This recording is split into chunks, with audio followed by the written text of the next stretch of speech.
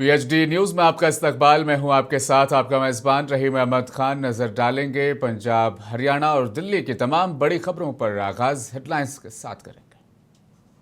करने में ताउन किया है डॉक्टर ऑर्थो ऑयल के साथ साथ डॉक्टर ऑर्थो कैप्सूल्स साथ लेना ना भूलें।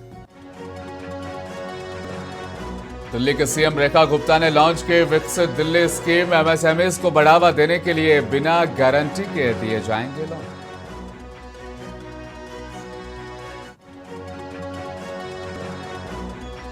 सतलुज यमुना लिंक विवाद पर हरियाणा और पंजाब के सीएम की बैठक। सैनी बोले अच्छे माहौल में मीटिंग हुई। मान ने पूछा नहर में जूस छोड़ा जाएगा क्या।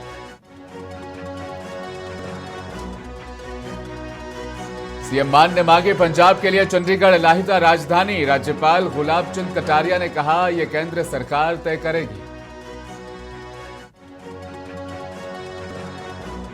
दिल्ली में प्रदर्शन, सुप्रीम कोर्ट में याचिका। यूजीसी के नए नियम पर मचा घमासान। यूजीसी दफ्तर के बाहर स्टूडेंट्स कर रहे हैं प्रोटेस्ट।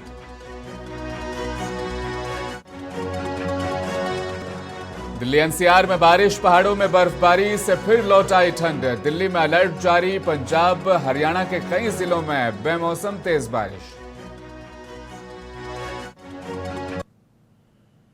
दिल्ली सचिवालय में आज दिल्ली के लोगों को ऐतिहासिक योजना से नवाजा गया। दिल्ली सरकार और सीजीटी एमएसई के बीच दिल्ली क्रेडिट गारंटी योजना के लिए एमओयू पर साइन हुए हैं। यह योजना एमएसएमईज को बढ़ावा देने के लिए लाई गई है। सीएम रेखा गुप्ता ने इस मौके पर कहा यह योजना बिना गारंटी के आपको लोन मुहैया कराएगी ताकि आप अपने व्यापार को, अपने बिजनेस को एक्सपेंड कर सकें। इस एमओयू से छोटे उद्यमियों को 5 लाख से 10 करोड़ तक के कोलेटरल फ्री लोन मिलेंगे, जिसमें 95% तक गारंटी कवरेज सुनिश्चित किया गया है। और उन सभी ट्रेड और इंडस्ट्री यूनिट्स को जो लगातार अलग अलग बैंकों के चक्कर काट रहे थे, जिनके पास कोलेटरल सिक्योरिटी के लिए कोई एसेट नहीं था और जो इस सारे दिक्कतों के कारण अपने व्यापार को, अपनी इंडस्ट्री को, अपनी सर्विस को बढ़ा नहीं पा रहे थे। आज का ये दिन और आज का ये एमओयू इस दिशा में बहुत ही महत्वपूर्ण है और मैं बधाई देना चाहती हूं हमारे इंडस्ट्री मिनिस्टर मजिंदर सिंह सिरसा जी को, उनकी पूरी टीम को और विशेष रूप से मनीष सिन्हा जी जो सीईओ हैं सीजीटी एमएससी।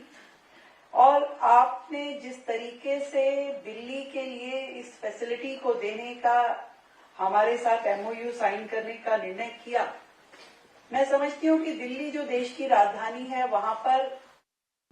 तो वहीं दिल्ली सरकार के मंत्री मनजिंदर सिंह सिरसा ने इस क्रेडिट गारंटी योजना, जिसे विकसित दिल्ली स्कीम भी कहा जा रहा है, इस मुद्दे पर मीडिया से बात करते हुए कहा बिना कोलेटरल ये लोन व्यापारियों को मिलेगा। उन्होंने कहा अगर 2,500 करोड़ से भी ज्यादा की जरूरत अगर लोगों को होगी तो वो भी इसमें दिया जाएगा।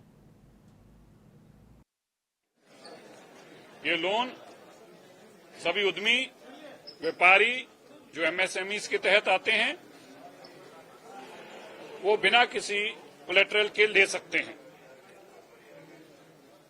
इसमें खास तौर पर हमारे एससी भाई, एससी परिवार, हमारी बहनें, विमेन्स, उनको इसमें और ज्यादा राहत भी दी गई है। हमारा मानना है कि इस साल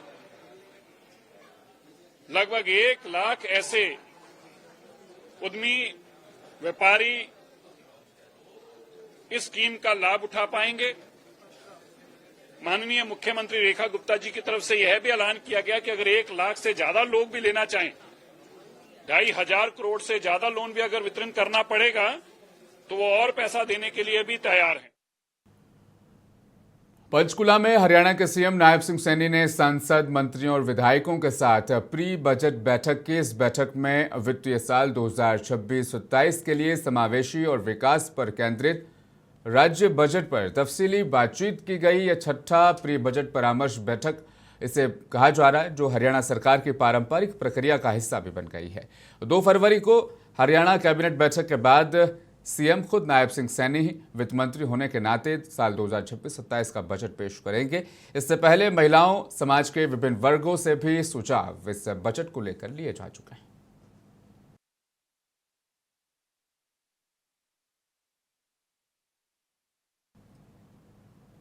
सतलुज यमुना लिंक यानी SYL नहर के विवाद पर आज चंडीगढ़ में हरियाणा और पंजाब के मुख्यमंत्रियों के बीच अहम बैठक हुई। ताज होटल में दोनों रियासतों के चीफ मिनिस्टर्स के बीच ये बैठक करीब 1 घंटे तक चली, जो बेनतीजा फिलहाल रही है। बैठक में दोनों राज्यों के सीएम के साथ अधिकारी भी मौजूद रहे। बैठक के बाद हरियाणा के सीएम नायब सिंह सैनी और पंजाब के सीएम भगवंत मान ने संयुक्त तौर पर प्रेस कॉन्फ्रेंस की। हरियाणा के सीएम नायब सिंह सैनी ने कहा कि आज की बैठक एक सौहार्दपूर्ण माहौल में हुई। पंजाब गुरुओं की धरती है, उनकी शिक्षाएं आज भी हमारे लिए अनमोल रत्न हैं। गुरु नानक देव ने गुरु को पानी और पिता और धरती को माता कहा था। गुरुओं की वाणी आज भी हमारा मार्गदर्शन कर रही है। तो वहीं हरियाणा के सीएम नायब सिंह सैनी ने कहा, इस दौरान मुस्बित चर्चा रही है। जल्द ही इस पूरे मामले का कोई रास्ता निकाला जाएगा। मान साहब ने बैठ करके ये भी निर्णय किया है कि माननीय सुप्रीम कोर्ट का जो दिशा निर्देश है, उनके दिशा निर्देश के ऊपर हम इकट्ठे बैठे हैं। सार्थक बातचीत हुई है। उससे पहले भी हम CR पाटिल जी, हमारे जो मंत्री हैं, उनकी अध्यक्षता के अंदर हम बैठे हैं। वहां भी पॉजिटिव वातावरण में बात हुई है। आज भी पॉजिटिव वातावरण में बात हुई है और हमने ये निर्णय किया है कि आने वाले समय के अंदर हमारे अधिकारी स्तर के ऊपर ये बातचीत होगी और फिर नीचे से जैसा भी विषय निकल करके आएगा वो हम दोनों के सामने आएगा और हम बैठ करके फिर उसके ऊपर आगे बढ़ेंगे। तो वहीं पंजाब के सीएम भगवंत मान ने कहा कि आज की बातचीत अच्छे माहौल में हुई। ये पुराना मुद्दा है, बल्कि ये ऐसा मुद्दा है जो कई लंबे अरसे से लटका हुआ है। गुरुओं की वाणी हमारा मार्गदर्शन कर रही है। हरियाणा हमारा कोई दुश्मन नहीं, हरियाणा के लोग हमारे भाई हैं। आज पानी पूरी दुनिया का मसला बनता जा रहा है। जल संरक्षण के उपाय भी हमें करने होंगे। दोनों पक्ष सार्थक समाधान के पक्ष में हैं। पंजाब के सीएम ने कहा, दोनों राज्यों के अधिकारी मिलकर इस मसले पर जरूरत के आधार पर बैठक भी आगे करते रहेंगे। जिस तरीके से बुजुर्ग आपस में बैठकर समाधान करते थे, हम भी वैसा ही करेंगे। हालांकि ये झगड़ा हमारे बुजुर्गों की ही देन है, लेकिन अब सत्ता में नई पीढ़ी आ गई है। सार्थक समाधान की उम्मीद कर सकते हैं। हम चाहते हैं कि किसी का भी हक यहाँ पर ना मारा जाए। SYL नहर निर्माण को लेकर पूछे गए सवाल पर भगवंत मान ने कहा, नहर में जूस छोड़ा जाएगा क्या? पहले पानी का मुद्दा तो हल हो जाए। बहुत ही अच्छे माहौल में बातचीत हुई है और ये मुद्दा बहुत देर से चल रहा है, बहुत देर से चल रहा नहीं, लटक रहा कह रहे हैं सकते हैं। और जैसा कि सीएम साहब ने बताया कि गुरुओं की वाणी हमें मार्गदर्शन कर रही है। हम भाई कन्हैया जी के वारिस हैं, जिन्होंने युद्ध में दुश्मनों को भी पानी पिलाया था। हरियाणा दुश्मन थोड़ी है हमारा, ये तो भाई है ना। हरियाणा दुश्मन तो नहीं है ना हमारा। पानी की संभाल, पानी कैसे किसको बटेगा, यूं तो ये मुद्दा काफी देर से चल रहा है। मैंने अपना पक्ष रखा, इन्होंने अपना पक्ष रखा। हमारे तो लगभग अब तो कागज लाने की जरूरत भी नहीं रही, हम तो याद ही हो गया इतना, क्योंकि हम किसी फंक्शन में भी मिले सीएम हरियाणा से, बातचीत तो हमारी इसी मुद्दे पे होती है, कैसा करना है, क्या करना है, क्या चाहते हैं, क्या। तो ये फैसला हुआ है आज कि अधिकारीगण बहुत ही फ्रीक्वेंटली मिलेंगे। सिर्फ माननीय सुप्रीम कोर्ट की तारीख की वेट नहीं करेंगे, या तो तारीख के नजदीक जाके या तारीख के बाद। तो माननीय सुप्रीम कोर्ट ने और केंद्र सरकार ने हमें कहा है कि आप दोनों बैठ के बातचीत कीजिए। तो जो दायित्व पंजाब के लोगों ने और हरियाणा के लोगों ने हम दोनों पे दिया है, हम बहुत ही। कल 26 जनवरी के दिन होशियारपुर में राष्ट्रीय तिरंगा लहराते हुए पंजाब के सीएम भगवंत मान ने कहा था कि ये दुर्भाग्य है कि पंजाब के पास अपना कोई हाईकोर्ट नहीं है, जबकि उत्तर पूर्व के छोटे राज्यों को अपनी राजधानियां हैं। उन्होंने कहा, अपनी हाईकोर्ट की गैर मौजूदगी में पंजाब और हरियाणा हाईकोर्ट में मामलों की बड़ी संख्या है। उसकी वजह से पंजाबियों को परेशानियां झेलनी पड़ती है। पंजाब को अगर अलग राजधानी मिल जाए तो ये तमाम मसले हल हो जाएंगे।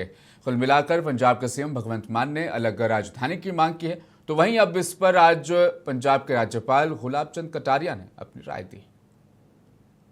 कुर्बानियां इन्नियां प्राप्तियां देश ਨੂੰ ਇੰਨੀ ਸੇਵਾ ਦੇ ਬਾਵਜੂਦ ਵੀ ਤੁਸੀਂ ਹੈਰਾਨ ਹੋ ਜਾਓਗੇ ਸੋਚ ਕੇ ਕਿ ਪੰਜਾਬ ਪਹਿਲਾ ਸੂਬਾ ਜਿਹਦੇ ਕੋਲ ਆਪਣੀ ਰਾਜਧਾਨੀ ਹੈ ਨਹੀਂ। ਪੰਜਾਬ ਦੀ ਰਾਜਧਾਨੀ ਹੈ ਨਹੀਂ ਔਰ ਰਾਜਧਾਨੀ ਨੂੰ ਖੋਹਣ ਵਾਸਤੇ ਨਿਤ ਨਵੀਂ ਕੋਈ ਸਕੀਮ ਕੱਢ ਲੈਂਦੇ ਆ। ਆਹ ਕਾਨੂੰਨ ਆਊਗਾ, ਆ ਚੰਡੀਗੜ੍ਹ ਨੂੰ ਅਸੀਂ ਅਲੱਗ ਕਰ ਦਾਂਗੇ, ਚੰਡੀਗੜ੍ਹ ਦਾ ਜਿਹੜਾ ਪ੍ਰਸ਼ਾਸਕ ਹੈ ਉਹ ਹੁਣ ਸੈਂਟਰ ਦੇ ਥੱਲੇ ਆ ਜਾਊਗਾ, ਉਹਦੇ ਥੱਲੇ ਆ ਜਾਊਗਾ। ਫਿਰ ਪੰਜਾਬ ਯੂਨੀਵਰਸਿਟੀ ਜਿਹੜੀ ਹੈ ਜਿਹਦਾ ਹੁਸ਼ਿਆਰਪੁਰ ਨਾਲ ਬਹੁਤ ਪੁਰਾਣਾ ਨਾਤਾ ਹੈ ਉਹਦਾ ਰੌਲਾ ਪੈ ਜਾਂਦਾ। ਸੋ ਮੈਂ ਅੱਜ ਗਣਤੰਤਰ ਦਿਵਸ ਦੇ ਮੌਕੇ ਤੇ ਇਹ ਵੀ ਕਹਿਣਾ ਚਾਹੁੰਦਾ ਕਿ ਪੰਜਾਬ ਨੂੰ ਪੰਜਾਬ ਦੀ ਰਾਜਧਾਨੀ ਚੰਡੀਗੜ੍ਹ ਜਿਹੜੀ ਹੈ ਉਹਨੂੰ ਦਿਵਾਉਣ ਵਾਸਤੇ ਵੀ ਅਸੀਂ ਅੱਡੀ ਚੋਟੀ ਦਾ ਜ਼ੋਰ ਲਾਵਾਂਗੇ। ਜਿੱਥੇ तक जो सानू करना पे ਉਹਦੇ ਵਾਸਤੇ ਅਸੀਂ ਕਰਾਂਗੇ। देखो किसको क्या मिलना चाहिए मैंने व्यवस्था नहीं की। जब भी इसका निर्माण किया है तभी इसको व्यवस्था की है। इसके बारे में अगर सोचेगा तो वही है जो निर्माण करने वाले हैं, वो बैठ करके सोचेंगे। मैं राज्यपाल हो सकता हूँ लेकिन मैं सबका हूँ, ऐसा नहीं। आज हरियाणा की विधानसभा भी यहाँ है, हरियाणा का प्रशासन भी यहाँ है, चंडीगढ़ का भी यहाँ है, तो मैं तो सबके लिए हूँ। ਇੰਨੀਆਂ ਕੁਰਬਾਨੀਆਂ ਇੰਨੀਆਂ एसकेएम यानी संयुक्त किसान मोर्चा के बैनर तले किसानों ने पंजाब में कई स्थानों पर कई जिलों में ट्रैक्टर मार्च निकाला, जिसमें उन्होंने कई मांगों को लेकर दबाव बनाने की कोशिश की, जिनमें सबसे प्रमुख मांग बिजली विधेयक 2025 को वापस लेना था। एसकेएम ने जानबूझकर गणतंत्र दिवस पर लामबंदी का आह्वान किया, ठीक उसी तारीख को जब 2021 में हजारों किसानों ने, जो कि अब निरस्त हो चुके हैं, 3 किसान काले कानून के विरोध में नई दिल्ली में बैरिकेड तोड़ दिए थे, पुलिस के साथ झड़प की थी और लाल किले में दाखिल होने की कोशिश की थी। किसान नेताओं का कहना है कि यह विधेयक सब्सिडी वाली बिजली व्यवस्था को खतरे में डालता है, जो सिंचाई के लिए जरूरी चीज है, और नेटवर्क में निजी भागीदारी बढ़ाकर राज्य बिजली बोर्डों की खुदमुख्तारी को छीनना चाहता है या कम करना चाहता है। इसके अलावा प्रदर्शनकारियों ने बीज विधेयक 2025 को वापस लेने, श्रम संहिता को निरस्त करने, NIREGE को बहाल करने और फसलों पर MSP की कानूनी गारंटी की भी मांग की। पर असल ਦੇ ਵਿੱਚ ਇਹ ਜਿਹੜੀ ਆਪਣੀ ਬਿਜਲੀ ਆ ਜਿਹਨੂੰ ਆਪਾਂ ਆਮ ਹੀ ਸਮਝਦੇ ਵੀ ਠੀਕ ਆ, ਆਪਣੇ ਘਰਾਂ ਦੇ ਵਿੱਚ ਆਪਾਂ ਨੂੰ ਫ੍ਰੀ ਮਿਲੀ ਜਾਂਦੀ ਆ, ਇਹਦੇ ਤੇ ਕੋਈ ਖਰਚਾ ਨਹੀਂ। ਪਰ ਇਹਨਾਂ ਨੇ ਭਰਾਵੋ ਤੁਹਾਡੀ ਪਹੁੰਚ ਤੋਂ ਬਾਹਰ ਕਰ ਦੇਣੀ ਆ। ਚੱਪੜ ਮੀਟਰਾਂ ਦਾ ਦੌਰ ਲਗਾਤਾਰ ਚਲਾ ਰਹੇ ਆ। ਇਸ ਕਰਕੇ ਇਹ ਜਿਹੜਾ ਸਭ ਤੋਂ ਵੱਡਾ ਮਸਲਾ ਹੈ, ਇਹ ਇਕੱਲੇ ਮਸਲੇ ਨਹੀਂ, ਤੁਹਾਨੂੰ ਖੇਤੀ ਸੈਕਟਰ ਚੋਂ ਬਾਹਰ ਕਰ ਦੇਣਾ। 30-30 ਹਜ਼ਾਰ ਰੁਪਈਆ ਮਹੀਨੇ ਦਾ ਬਿੱਲ ਆਊਗਾ ਕਿਸਾਨ ਭਰਾਵੋ ਮੋਟਰਾਂ ਦਾ, ਤੇ ਜਿਹੜਾ ਸਾਡੇ ਮਜ਼ਦੂਰ ਕੋਈ 12-15 ਹਜ਼ਾਰ ਮਹੀਨੇ ਦਾ ਕਮਾਉਂਦਾ ਏ, ਉਸ ਤੋਂ ਵੱਧ ਮਹੀਨੇ ਦਾ ਬਿੱਲ ਆਊਗਾ। ਯਾਨੀ ਕਿ ਤੁਸੀਂ ਬਾਕੀ ਤਾਂ ਗੱਲਾਂ ਛੱਡੋ, ਤੁਹਾਡੇ ਕੋਲੋਂ ਜਿਹੜੀਆਂ ਘਰ ਦੀਆਂ ਜ਼ਰੂਰੀ ਚੀਜ਼ਾਂ ਹੁੰਦੀਆਂ ਉਹ ਲਿਆਉਣ ਤੱਕ ਪੈਸਾ ਨਹੀਂ ਬਚਣਾ, ਕੱਲੀ ਬਿਜਲੀ ਨੇ ਤੁਹਾਡਾ ਸਭ कुछ खा जाना है। यूजीसी के नए नियम उच्च शिक्षा संस्थानों में समानता विनियम 2026 को लेकर लखनऊ, पटना से लेकर राजधानी दिल्ली तक अब प्रदर्शन के दौर शुरू हो चुके हैं। प्रदर्शन देखे जा रहे हैं। राजधानी दिल्ली में यूजीसी मुख्यालय के बाहर सामान्य वर्ग के प्रतिनिधि विरोध प्रदर्शन करते नजर आए। हालांकि प्रदर्शनकारियों को अंदर दाखिल नहीं होने दिया गया, तो वहीं इस मामले को लेकर सुप्रीम कोर्ट में एक और याचिका अब दाखिल की गई है। यूजीसी के द्वारा 13 जनवरी 2026 को जारी किए गए नियमों को लेकर यूजीसी के दिल्ली स्थित हेडक्वार्टर के बाहर मंगलवार सुबह से सामान्य वर्ग के लोग विरोध प्रदर्शन कर रहे हैं। वहां पर बड़ी तादाद में पुलिस फोर्स को तैनात किया गया है। प्रदर्शनकारियों को अंदर प्रवेश करने से रोकने के लिए पुलिस ने मुख्य द्वार पर बैरिकेड लगा दिए। किसी भी प्रदर्शनकारी को यूजीसी ऑफिस के अंदर जाने की इजाजत नहीं दी गई। ये काला कानून इसलिए है क्योंकि छात्र राजनीति, छात्र संघ को बिल्कुल ख़त्म करने के लिए ये लाया गया है। इसमें फर्जी मुकदमे शिक्षकों के ऊपर और छात्रों के ऊपर होंगे।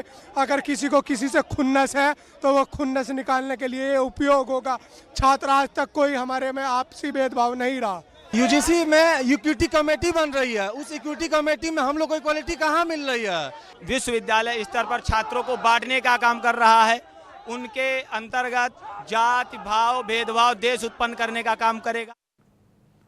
यूजीसी विवाद पर कांग्रेस के सांसद प्रमोद तिवारी ने भी अपना रद्देअमल जाहिर किया। उन्होंने कहा, सरकार के अंदर ही इसको लेकर विरोध है, हमारा विरोध तो स्वाभाविक है। मैं बहुत स्पष्ट कर दूं, यूजीसी के मुद्दे पे अभी सरकार खुद ही कुछ स्वरूप लेके आए तो सामने सरकार के अंदर ही इतना अंतर विरोध है, तो हमारा विरोध तो स्वाभाविक होगा ही। सरकार के अंदर ही अंतर विरोध है, जो उसकी एजेंसीज गवर्नमेंट की है, काम करने वाली। बरेली में क्या हुआ, सागर में क्या हुआ, तो विरोध सबका है, पर सरकार तो स्पष्ट करे वो किस रूप में इसको लाना चाहती है। मैं बहुत स्पष्ट कर दूं, सरकार एक मुद्दे से ध्यान हटाने के लिए दूसरा खराब मुद्दा लाती है, कंपटीशन है, दूसरे खराब से तीसरे खराब मुद्दे पे जाती है, तीसरे खराब से चौथे खराब मुद्दे पे जाती है, कि मुद्दे ही नहीं तय हो पा रहे हैं कि सरकार चाहती क्या है। यूजीसी पे निश्चित रूप से जब सरकार का स्वरूप सामने आएगा किस रूप में ला रही है, तो उस पर हम जो जन विरोधी है उसका विरोध करेंगे। संसद के बजट सेशन से पहले हुई ऑल पार्टी मीटिंग में विपक्ष ने केंद्र सरकार के विधायी कार्यप्रणाली पर तीखा हमला बोला। विपक्षी नेताओं ने सरकार पर बिना सूचना के आखिरी वक्त में बिल पेश करने की सस्पेंस एंड स्टन रणनीति अपनाने का आरोप इस पर लगाया है। सीपीआई सांसद जॉन ब्रिटास ने सरकार की कार्यप्रणाली पर सवाल उठाए। कांग्रेस के कई नेताओं ने इसके खिलाफ बयान दिया, तो वहीं सरकार के साथ शामिल टीडीपी के भी एक सांसद ने इस नीति का विरोध जाहिर किया है। हालांकि किरण रिजिजू इस पर खुलकर बयान देते नजर आए।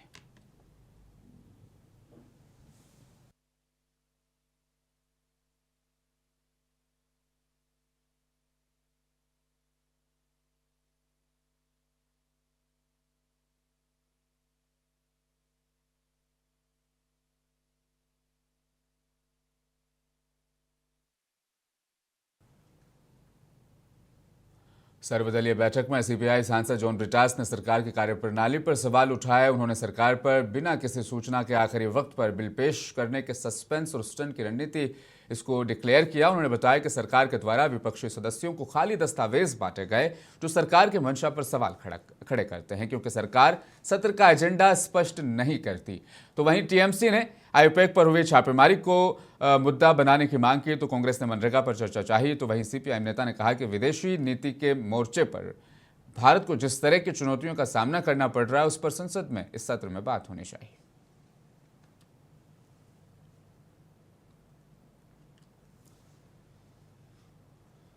और अब खबरें मौसम से जुड़ी हुई। आज सुबह से पंजाब के कई इलाकों में बारिश लगातार हो रही है, जबकि कुछ स्थानों पर बर्फ के ओले भी गिरे हैं। ठंडी हवाएं चलने के चलते एक बार फिर ठंड का असर बढ़ गया है और मौसम ने करवट ले ली है। मिली जानकारी के मुताबिक रूपनगर और पटियाला के कई इलाकों में ओले गिरे हैं, तो वहीं जालंधर, लुधियाना और आसपास के इलाकों में लगातार बारिश हो रही है। मौसम विभाग ने आज संगरूर, पटियाला, मोहाली और श्री फतेहगढ़ साहिब में ओले गिरने को लेकर अलर्ट जारी किया है। इसके अलावा पूरे प्रदेश में दिन भर बारिश और तेज हवाओं की संभावना को देखते हुए अलर्ट भी जारी कर दिया गया है। विभाग के अनुसार कल भी राज्य के कई हिस्सों में बारिश होने की संभावना है।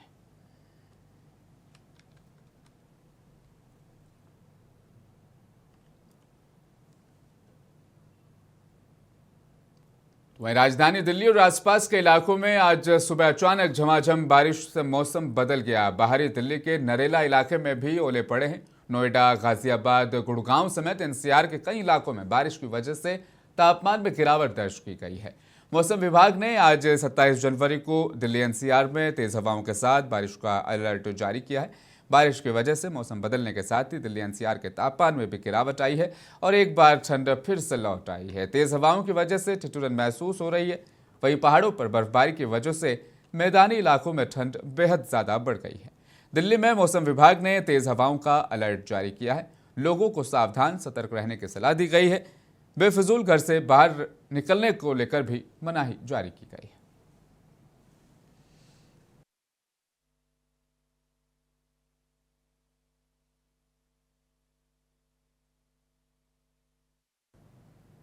कल सुबह से दोपहर तक पूरे देश ने राजधानी दिल्ली के कर्तव्य पथ पर तीनों सेनाओं की तरफ से पेश किए गए प्रोग्राम्स का नजारा देखा। तो वहीं देर शाम पंजाब में वाक़े वाघा अटारी बॉर्डर पर बीएसएफ की जानिब से करतब और परेड का मुजाहिरा किया गया। देखिए आप इस तफसीली रिपोर्ट को। मुझे दीजिए इजाजत, बने रहें मुंसिफ टीवी के साथ।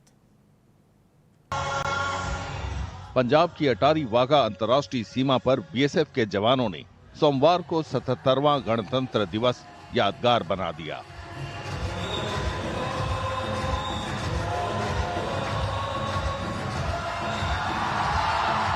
सीमा हजारों उत्साही दर्शकों से खचाखच भरी थी। खासकर गणतंत्र दिवस के दिन वे देशभक्ति की भावना से सराबोर थे।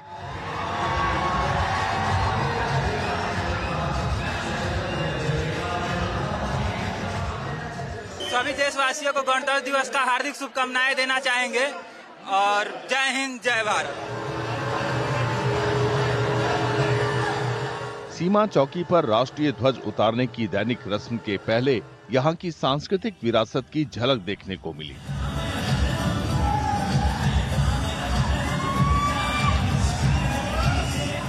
मल्लखंब जैसे एथलेटिक करतब के साथ पंजाबी और दूसरे मनमोहक लोक नृत्यों ने दर्शकों में जोश भर दिया। उन्होंने कलाकारों के कौशल और सटीकता की जमकर तारीफ की। बीएसएफ बाइकर्स के रोमांचक स्टंट और जोश भरे संगीत की धुन ने दर्शकों का उत्साह चरम पर पहुंचा दिया।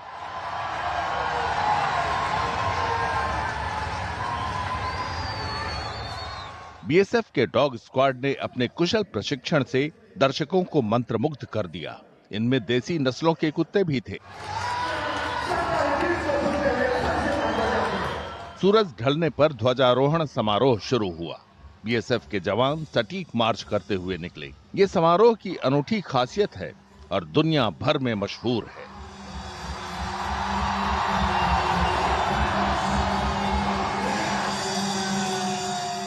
सीमा पर देशभक्ति के नारे गूंज रहे थे।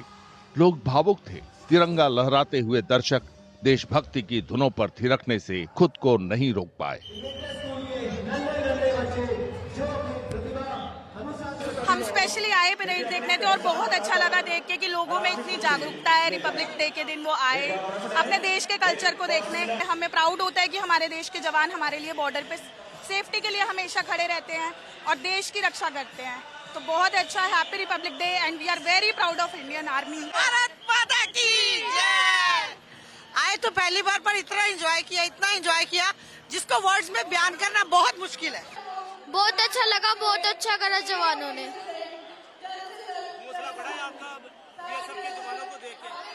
बड़ा है, मैं भी बड़ा होके फौज में जाना चाहता हूँ।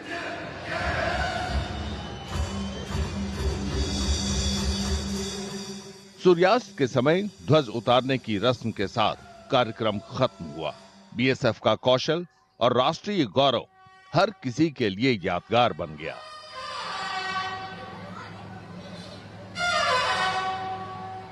बहुत दिल खुश हो गया देख के, छाती चौड़ी होती है। ठीक है, ये है तो हम सुरक्षित है देश के अंदर, तो भारत माता की जय। बस जोश देख के तो हमारे तन बदन में बस खून दौड़ता है कि हम भी बीएसएफ में होते और देश का नाम ऊपर रोशन करते।